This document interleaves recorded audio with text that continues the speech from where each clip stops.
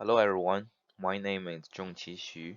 I am a graduate student working with Doctors Clarke and Murphy on my master's degree, focusing on the impact of management practice of daughter spot and anthracnose disease of cool season turf. It is a great honor for me to present my poster in the Rugged Turf Symposium. I'm going to present potassium fertilization effect on daughter spot of annual bluegrass. Let me introduce some background first. Daughter spot is a prevalent disease on cool season turfgrass in New Jersey. Fungicide is a powerful way to control daughter spot, but the economic cost and environment impact encourage us to use management practice to decrease disease. Potassium as an essential nutrition for the growth and stress tolerance of plants is largely used in turf industry. More and more golf courses are using annual bluegrass as their putting green turf. However, the impact of potassium on downspout severity of annual bluegrass is unknown. This study is aiming to determine the effect of potassium fertilization on downspout of annual bluegrass putting green turf fertilized at 2 rates of nitrogen fertility. Here is the experimental design. The trial was initiated in 2019 on the 18 years old annual bluegrass turf in North Brunswick. It is a 4x2 factorial arranged in randomized complete block design with 4 blocks. We have 4 rates of potassium fertilization and 2 rates of nitrogen fertilization. The annual bluegrass turf were inoculated in mid-September of 2019 and 2020. The annual bluegrass field was maintained as a putting green turf. It was mowed 5 to 6 days a week at 2.8 millimeters. Sprinkle irrigation and hand watering were applied to maintain moderate soil moisture. Daughter spot infection centers were counted every 2 to 6 days. Disease severity was summarized for each year as the AODPC. Turf clippings and soil samples were collected in October to test the soil and tissue nutrition level. Glaymax procedure in SAS version 9.4 was used to analyze data. Here is what we found. Table 1 is the ANOVA table for daughter spot response to nitrogen and potassium fertilization. We had some different results for 2019 and 2020.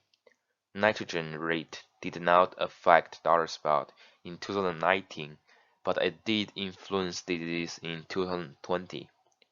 Potassium affected daughter spouts in both years. However, the AUDPC response to potassium in 2020 depended on nitrogen level. Let's see some details in chart.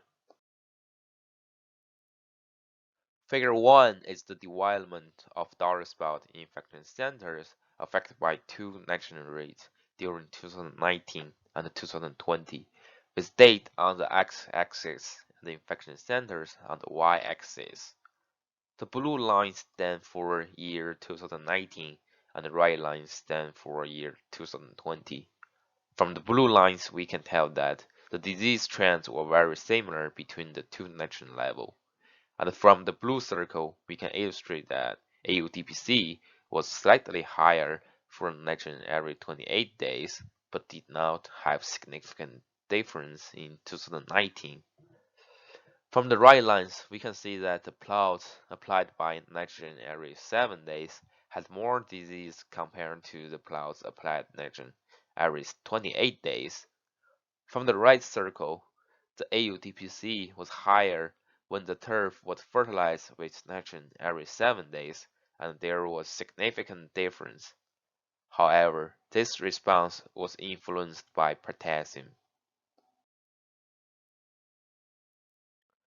Let's see the 2 years data separately.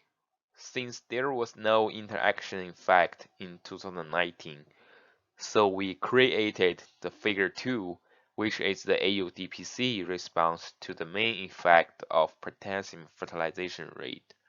From the graph and the table, we can conclude that AUDPC response to the main effect of potassium rate was quadratic in 2019. The higher the rate of potassium, the higher the daughter spot severity. As we mentioned before, there was an interaction effect in 2020, so the figure 3 is different from figure 2. Figure 3 shows the AODPC response to the interaction of potassium and nitrogen fertilization. The blue line stands for the nitrogen fertilization every 28 days, and the red line stands for the nitrogen fertilization every 7 days. With nitrogen fertilization every 7 days, the daughter spot severity response to potassium fertilization rate was quadratic. The higher the potassium rate, the higher the daughter spot severity. With this nitrogen level, the result is the same as what we found in 2019, whereas AUDPC did not respond to potassium fertilization with nitrogen fertilization every 28 days. Based on the 2 years data, we have some conclusions and future plans. There was significant potassium effect in 2019 and 2020. So potassium fertilization increases daughter spot severity on any bluegrass potting green turf. It appears that greater nitrogen fertilization may increase daughter spot severity at higher levels of potassium fertilization. We have some soil and leaf tissue samples are under processing, and these samples should provide us further insight into these responses. We will conduct this study again in 2021 to determine if the interaction observed in 2020 can be reproduced. I want to appreciate the support from Rogers Turf Center, New Jersey Golf Course Superintendents Association, and New Jersey Turfgrass Association. Thanks for listening. Please feel free to ask me questions.